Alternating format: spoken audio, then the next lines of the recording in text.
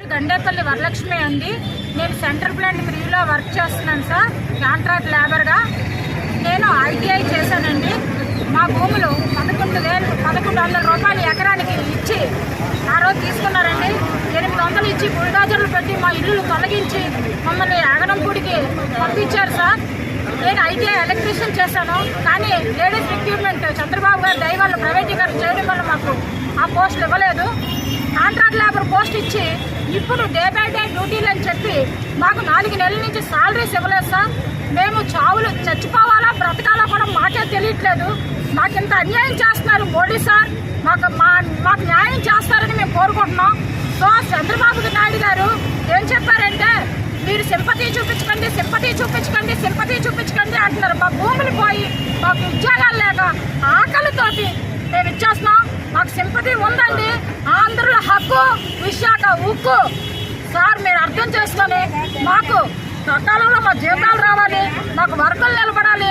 Contract లేబర్కి తక్కువ జీతాలు ఇచ్చి ఎక్కువ వర్క్ చేయించుకుంటున్నారు. స్టీల్ ప్లాంట్ యాజమాన్యం ఎప్పుడు కూడా నష్టాల్లో లేదండి, ఎప్పుడు లాభాల్లోనే ఉంది సార్. మీరు అర్థం చేసుకొని మా స్టీల్ ప్లాంట్ని కాపాడండి. మీ చేతుల్లోనే ఉంది. మాకు ఎలా అయినా మా స్టీల్ ప్లాంట్ కాపాడి మాకు ఉద్యోగాలు కల్పించండి, ఉపాధి కల్పించండి. ఎక్కడో బీహార్ నుంచి వచ్చి 100 మందిని ఇక్కడ వర్క్ చేయిస్తున్నారు. వాళ్ళు తీసేయండి, ఇక్కడ ఉన్న వాళ్ళకి ఇవ్వండి.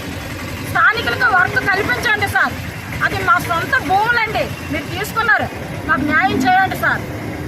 విశాఖపట్నం స్టీల్ ప్లాంట్ ని పరిరక్షించాలని, కాపాడాలనేసి ఈరోజు 2వ రోజు కార్మిక సంఘాల ఆధ్వర్యంలో ఆందోళన జరుగుతోంది. కేంద్ర రాష్ట్ర ప్రభుత్వాలకి హెచ్చరిక చేస్తా ఉన్నాం. ప్రాణ త్యాగాలతో పోరాడి సాధించుకున్నటువంటి స్టీల్ ప్లాంట్ ప్రైవేటీకరణ చేస్తే ఎట్టి పరిస్థితుల్లో ఊరుకునేది లేదు, సహించేది లేదు. భవిష్యత్తులో తీవ్రమైనటువంటి పోరాటాలు చేస్తాం. ఈరోజు మోడీ ప్రభుత్వాన్ని మేము ప్రశ్నిస్తా ఉన్నాం. ఎవరిచ్చారు మీకు ఈ హక్కు? 4,200 మందిని కార్మిక చట్టాలు, కార్మిక హక్కులకి పూర్తిగా కలరాసేటట్లుగా 4,200 మంది కాంట్రాక్ట్ కార్మికుల్ని తొలగించాలని, 1,500 మందిని వివిధ పరిశ్రమలకి ఆఫీసర్లను ట్రాన్స్ఫర్ చేయాలని, 2,500 మంది ఉద్యోగుల్ని ఏదైతే పర్మనెంట్ ఉద్యోగులు ఉన్నారో వీళ్ళని తొలగించాలనేటువంటి ప్రయత్నాలని పూర్తిగా విరమించుకోవాలా. ప్రభుత్వ రంగ పరిశ్రమగా ఉన్నటువంటి ఉత్తరాంధ్ర, ఆంధ్ర రాష్ట్రానికి జీవనాడిగా ఉన్నటువంటి ప్రభుత్వ రంగ సంస్థ స్టీల్ ప్లాంట్ లాభాల్లో ఉన్నదే తప్ప నష్టాల్లో లేదు.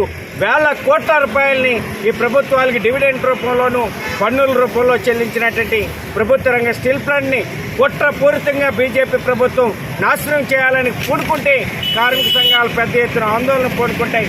ఈ రాష్ట్రంలో ఉన్నటువంటి కూటమి ప్రభుత్వాన్ని మేము ప్రశ్నిస్తా ఉన్నాం. మీరు గాడిదలు కాస్తా ఉన్నారా? ఈ రాష్ట్రంలో ఉన్నటువంటి ప్రభుత్వంలో ఉన్నటువంటి పెద్దలు, మొన్న మంత్రిగా ఉన్నటువంటి నారా లోకేష్ విశాఖపట్నంలో ఉన్న 2 రోజులే ఈ ఘటన జరిగింది.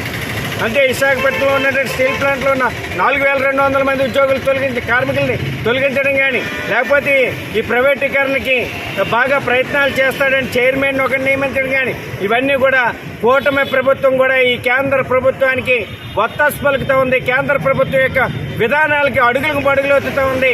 ఇక్కడ స్థానికంగా ఉన్నటువంటి ఎంపీ కూడా నోరు మెదపుకుంటా ఈ రకంగా కుట్రపూరితమైన వైఖరి కానీ వ్యవహరిస్తే ఊరుకునేది లేదు. భవిష్యత్తులో పెద్ద ఎత్తున ఈ కేంద్ర ప్రభుత్వ విధానాల మీద ఇక్కడ ఉన్న ఎంపీ కార్యాలయం దగ్గర కూడా పెద్ద ఎత్తున ఆందోళన పూనుకుంటాం.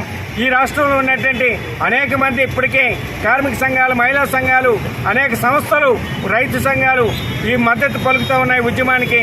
ఈరోజు స్టీల్ ప్లాంట్లో పెద్ద ఎత్తున ఆందోళన జరుగుతూ ఉంది. ఈ ఆందోళన భవిష్యత్తులో పెద్ద ఎత్తున దీన్ని రూపకల్పన చేస్తామనేసి ఈ సందర్భంగా కేంద్ర రాష్ట్ర ప్రభుత్వాలకి హెచ్చరిక చేస్తా ఉన్నాం. శంకర్రావు, విశాఖ ఉక్కు పరిరక్షణ పోరాట కమిటీ కన్వీనర్ని. ఈరోజు దేశవ్యాప్తంగా ప్రతిష్టాత్మకంగా ఉన్న విశాఖ స్టీల్ ప్లాంట్ని కేంద్ర ప్రభుత్వం ప్రైవేటీకరణ చేయాలని చెప్పేసి పూనుకుంది. మోడీ ప్రభుత్వం దీన్ని నిర్లక్ష్యానికి గురి చేస్తూ ఉంది. ఇప్పటికీ సొంత గనులు కేటాయించలేదు, నిధులు కొరత పెడతా ఉంది. బ్లాస్ట్ ఫర్నేస్లు 1, 3 2 కూడా ఇప్పటికే మూతపడ్డాయి. అయినా సరే దీన్ని ప్రైవేటు పరం చేస్తాం తప్ప ఉద్యోగులను తొలగిస్తామని చెప్పేసి మోడీ ప్రభుత్వం చెబుతూ ఉంది.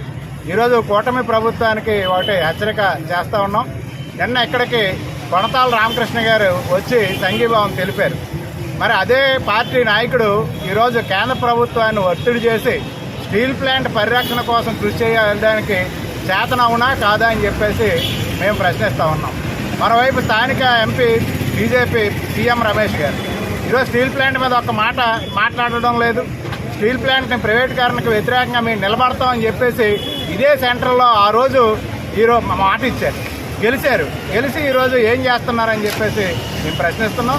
కాబట్టి స్థానిక ఎమ్మెల్యే ఎంపీ గారు విశాఖ ఉక్కుని పరిరక్షణ కోసం మీరు ముందుకు వచ్చి పోరాడుతారా లేదా మీరు రాజీనామా చేస్తారా అని చెప్పేసి మేము ప్రశ్నిస్తూ ఉన్నాం. కాబట్టి భవిష్యత్తు పోరాటానికి ఇది ప్రజల ఆస్తి, 3 లక్షల కోట్ల రూపాయలు విలువైన ప్రజల ఆస్తిని ఈరోజు కాపాడుకోవాల్సిన బాధ్యత కూడా ప్రజల మీద ఉంది. ఆ విధంగా ప్రజలందరూ ఉండాలని చెప్పేసి తెలియజేస్తూ మద్దతు ఇవ్వాలని కోరుతాం. విశాఖ స్టీల్ ప్లాంట్ ప్రైవేటీకరణకు వ్యతిరేకంగా 3 రోజుల పాటు నిరాహార దీక్షలు చేపట్టడం జరుగుతుంది. ఇది రాష్ట్ర వ్యాప్తంగా కార్యక్రమం నిర్వహిస్తూ ఉన్నారు. విశాఖ ఉక్కు పరిరక్షణ వేదిక ఆధ్వర్యంలో 3 రోజుల పాటు అంటే 1, 2, 3 తేదీల్లో ఈ కార్యక్రమాన్ని జిల్లా కేంద్రంలో నిర్వహిస్తున్నాం. నిన్న విద్యార్థి యువజన సంఘాలు, ఈరోజు కార్మిక సంఘాలు, రేపేమో మహిళా సంఘాలు, రైతు సంఘాలు కలిపి ఈ దీక్షా శిబిరాన్ని కొనసాగిస్తాయి.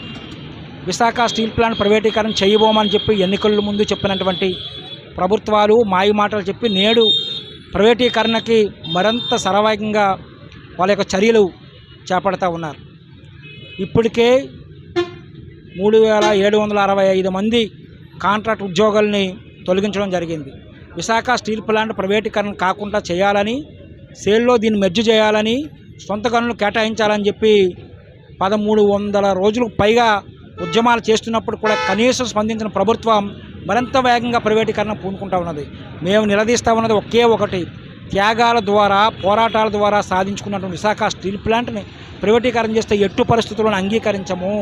1,00,000 మందికి పైగా ఉపాధి అవకాశాలు కల్పించే పరిశ్రమను తొలగించడం, కార్మికుల పొట్టలు కొట్టడం, ఈ రకంగా ఈ ప్రాంతంలో ఉన్నటువంటి అభివృద్ధిని కుంటుపడేటట్టు చేయడమే ప్రధానంగా మేము భావిస్తున్నాం.